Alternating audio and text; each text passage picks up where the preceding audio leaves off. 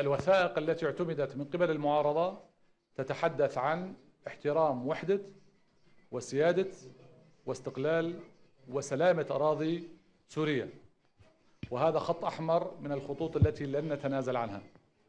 وسيادة سوريا هي سيادة الشعب السوري التي أصبحت الآن موزعة في البحار والمخيمات وأماكن اللجوء، وسماء تتقاسمها طائرات 64-65 دولة اليوم، وقصف مستمر على مواقع إيرانية من قبل دولة الاحتلال في سعي لمحاولة جعل سوريا مكان لتصفية الحسابات الدولية. إذن هذا ثابتنا وحدة سوريا. 2، اتفقنا على اللامركزية الإدارية كبند بين مختلف أطياف ومكونات قوى الثورة والمعارضة السورية، بما يضمن للمناطق وللمحافظات هامش من الصلاحيات الإدارية التي تمكنها من إدارة شؤونها إداريا بنفسها. فإذا أردت أن تحدث عن رأي المعارضة أو رأي هيئة المفاوضات، في أغلبها هي ضد فكرة الفيدرالية قطعا. هناك بعض الجهات التي ترى في الفيدرالية حلا وترى فيها مستقبل واعد موجودة ضمن هيئة المفاوضات وضمن المعارضة عموما، ولكن الأغلب هو ليس مع هذه الفكرة. والله الإخوة الأكراد هم جزء أساسي من الشعب السوري، والإخوة الأكراد شاركوا الحراك الثوري السلمي من بداية الثورة، وكان في لهم حراكات كذلك أخرى قبل الثورة.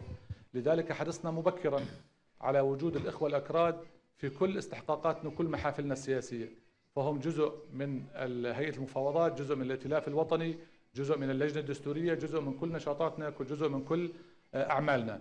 ونرى أنه للإخوة الأكراد مطالب معينة محقة، هاي لابد من احترامها والوقوف عندها. وحاولنا كثيرا في مؤتمر الرياض 2 سابقا أن نصل إلى صيغة مشتركة توافق عليها الجميع فيما يتعلق بمعالجة هموم ومشاكل ومتطلبات الإخوة الأكراد. يعني هلا احنا في عنا هيئة المفاوضات فيها المجلس الوطني الكردي، من ناحية المكون هو مكون من ال7، من ناحية الأعضاء هو له عضوين من ال37، فكمكون هو موجود تماما بنفس الوزن ونفس العدل، لكن من ناحية الأفراد هم أقل، يعني مقارنة مع أو بالنسبة ممكن تكون أقل.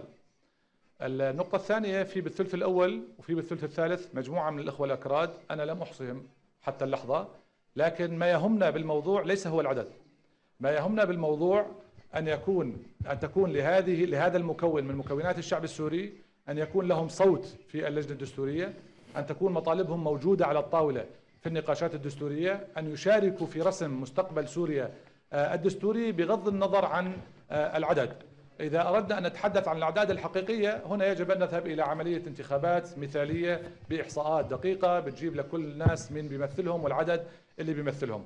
بس صدقا يعني أغلب المطالب التي يطرحها الإخوة الأكراد ما عدا الفيدرالية، أنا أتحدث صراحة، هي هم ومحمولة من قبل كل واحد فينا، سواء كان عربي ولا تركماني ولا سرياني. يعني الأستاذ عبد الأحد بدافع عنهم يمكن أكثر ما هم بدافعوا عن قضاياهم، ولكن يعني إحنا لن نفتى أو لن نتعب في محاولة جلب أو تمثيل أكبر عدد ممكن منهم في كل ما يواجه العملية السياسية من استحقاقات.